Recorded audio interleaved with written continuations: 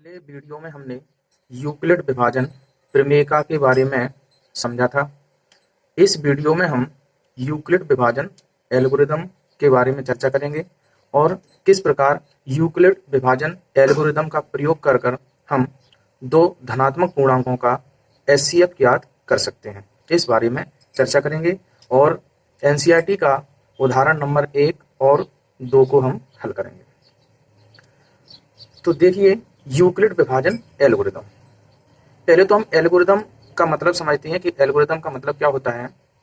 तो किसी भी समस्या को चरणबद्ध रूप से हल करना, यानी स्टेप बाय स्टेप हल करना, क्या कहलाता है? एल्गोरिदम कहलाता है। अब यूक्लिड विभाजन एल्गोरिदम क्या होता है कि मान लेते हैं हम कोई दो धनात्मक पूर्णांक लेते हैं हम, जैसे मान लो सी और डी लेते हैं। कोई धनात्मक पूर्णांक सी और डी है। इनमें से मान लेते हैं हम C बड़ा है D से। C बड़ा है D से, तो हम क्या करते हैं, इस D का भाग हम किस में देते हैं? C में देते हैं। तो D को हमने किससे? C को हमने D से क्या किया? डिवाइड किया। C को अगर हम D से डिवाइड करते हैं तो इधर कोई भागफल आएगा और कोई क्या बचेगा? शेषफल R इसमें बचेगा। तो हम यूक्लिड विभाजन एल्गोरिदम को अब हम देखो यूक्लिड विभाजन प्रमेयिका के रूप में कैसे व्यक्त कर सकते हैं। तो हम इसे लिख सकते हैं C बराबर D into Q plus R। क्या हो गया? C बराबर D into Q plus R, जहां क्या है देखो, R शेषफल है और Q भागफल है। अगर क्या होता है, शेषफल अगर 0 नहीं आया है तो इस प्रक्रिया को हम आगे बढ़ाते हैं और जो यहाँ पर जो शेषफल बचा हुआ है, जैसे R यहाँ पर शेषफल बचा हुआ है और D से हमने क्या किया था? इसको डिवाइड किया था। तो अब हम क्या करते हैं, R से हम D को डिवाइड करते हैं। R से हम D को डिवाइड करते हैं और R से अगर इधर क्या आएगा? कोई भागफल आ जाएगा फिर Q1 और इधर कोई क्या बचेगा? शेषफल बच जाएगा R1। ठीक है। तो इस प्रकार ये प्रक्रिया हम जब तक दोहराते रहते हैं जब तक हमें शेषफल 0 ना आ जाए। क्या ना आ जाए? हमें R बराबर 0 प्राप्त हो जाता है। तो यहाँ पर जो संख्या डिवाइड करते हैं, यहाँ पर जैसे मान लेते हैं कि हमने R से D को हमने डिवाइड किया तो यहाँ R1 बराबर क्या? 0 आ गया है। तो ये जो संख्या है, जो R था हमारा, वो क्या हो जाएगा? एचसीएफ हो जाएगा। क्या हो जाएगा? एचसीएफ। ठीक है। तो ये क्या होता है, ये यूक्लिड विभाजन एल्गोरिदम द्वारा ऐसा करते हैं।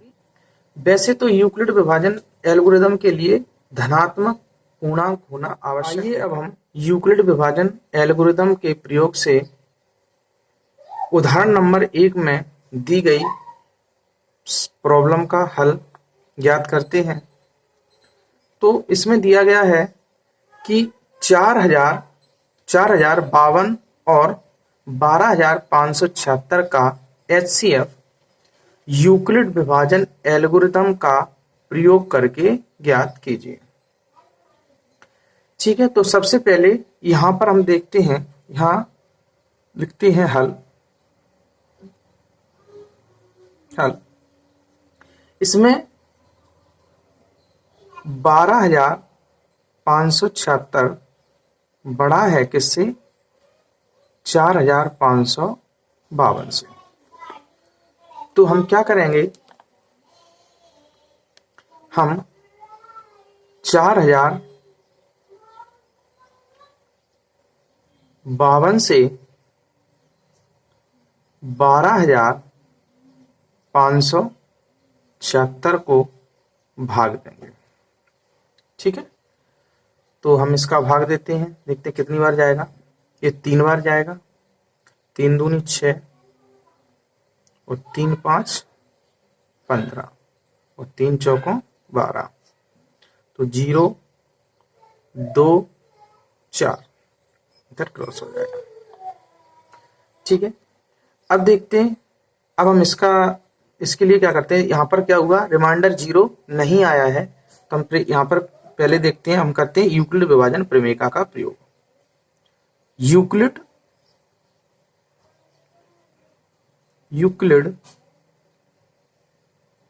विभाजन प्रमेय से, यूक्लिड विभाजन प्रमेय से, यूक्लिड विभाजन प्रमेय से हम क्या लिख सकते हैं, 12,576 बराबर हम लिख सकते हैं 4,552 गुणा 3 प्लस 420,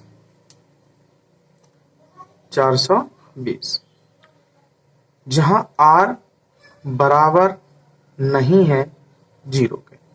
अगर r बराबर नहीं है 0 तो हम इस प्रक्रिया को आगे और बढ़ाते हैं। अब यहाँ जो 4,052 है उनको हम डिवाइड करते हैं 420 से,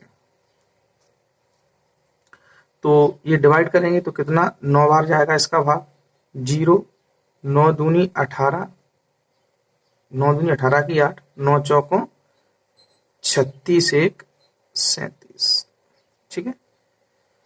अब इसको कितने बचेंगे, यहाँ पर 2, 15 में से 8 गई 7 और 2 क्रॉस हो जाएगा। अब देखिए अभी भी यहाँ पर r बराबर 0 नहीं आया है, तो एक बार हम, ये हो गया स्टेप फर्स्ट। अब स्टेप सेकंड देखते हैं। हम क्या करेंगे, इसको 4,052 को यूक्लिड विभाजन एल्गोरिदम से 4,052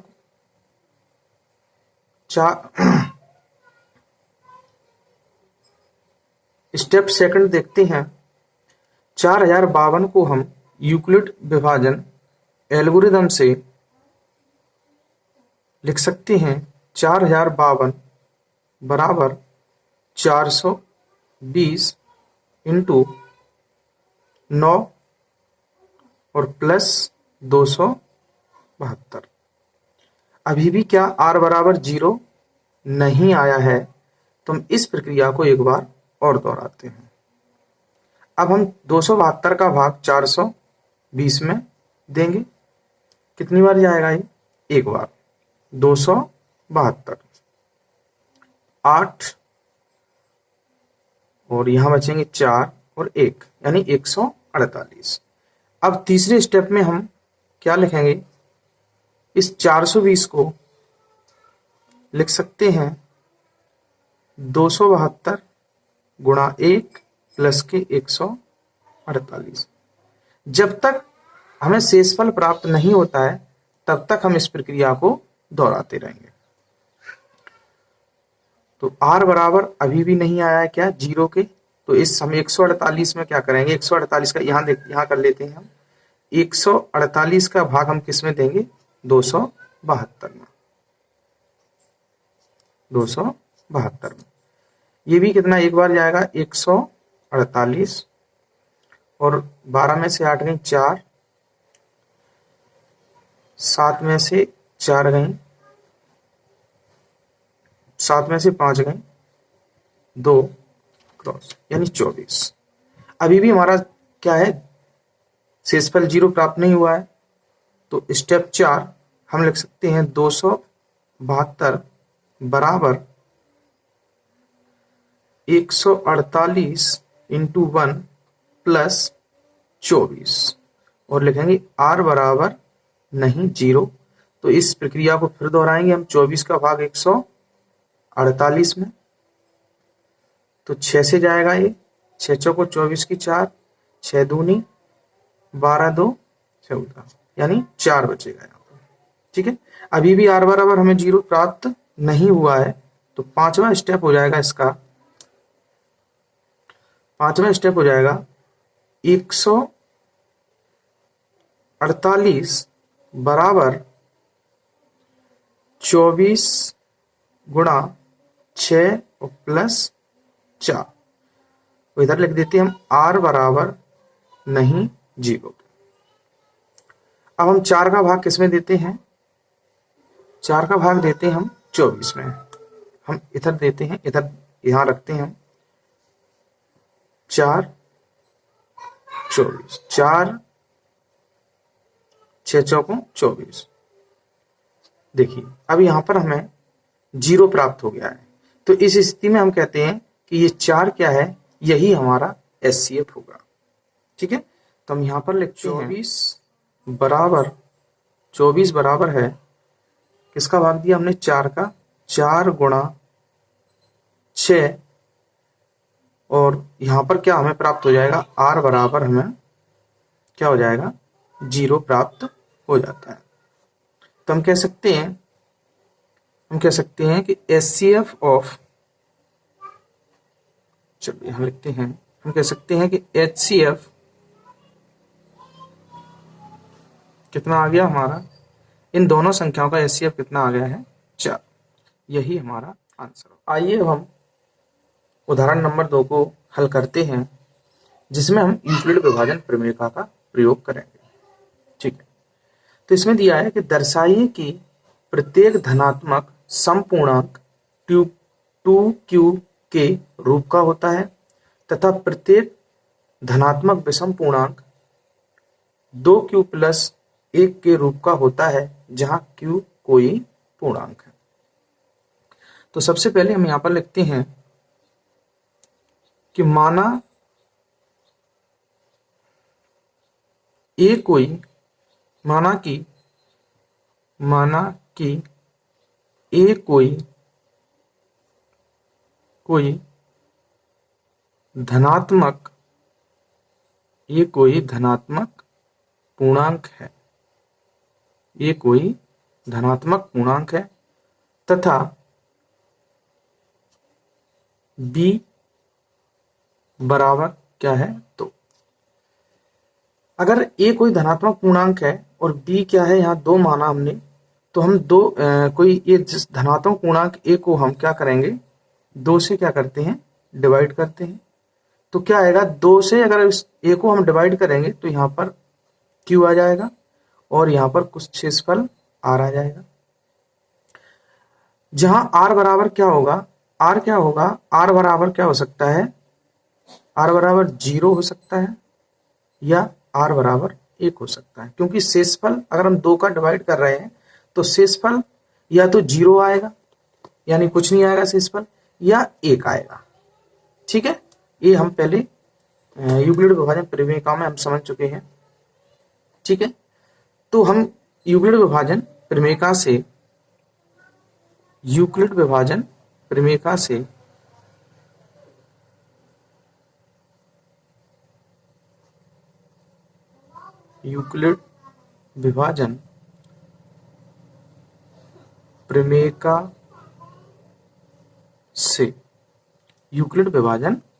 से क्या लिख सकते हैं हम?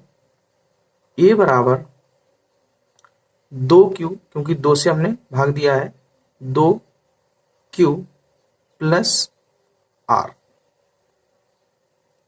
जहां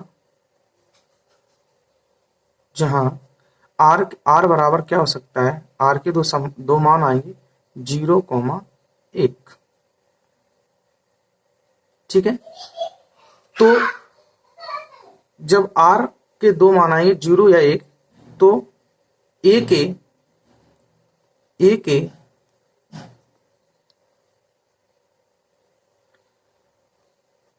संभाव्य मान, तो a के संभाव्य मान, तो a के संभाव्य मान हमारे क्या आएंगे?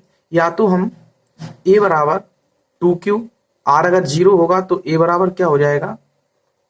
a बराबर हो जाएगा हमारा 2q, या अगर r शेषफल 1 है तो क्या हो जाएगा? a बराबर हो जाएगा 2q प्लस 1, r बराबर क्या हो जाएगा? 2q plus 1। अब हम कह सकते हैं कि यदि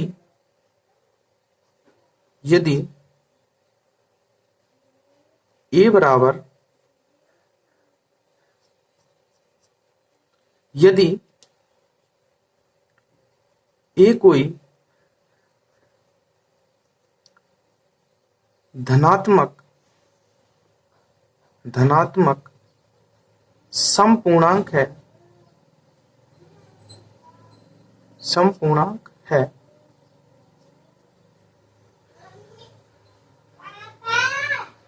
तो वह 2q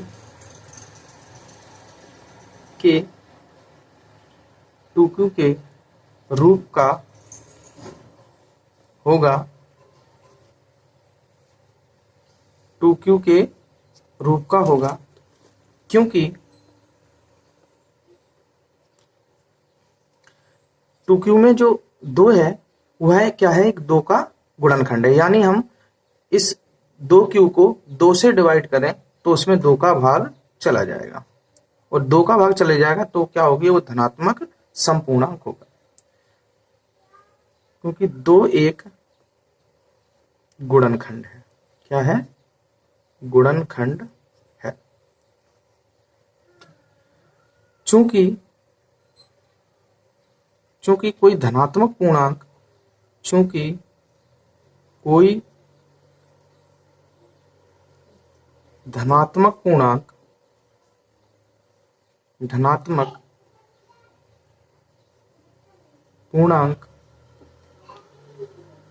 सम होगा या विषम। ठीक है, कोई भी धनात्मक पूर्णांक या तो सम हो सकता है या विषम हो सकता है। तो इसलिए हम कह सकते हैं कि धनात्मक विषम पूर्णांक, इसलिए धनात्मक विषम पूर्णांक 2q + 1 के रूप का होगा, क्योंकि इसमें 2 का भाग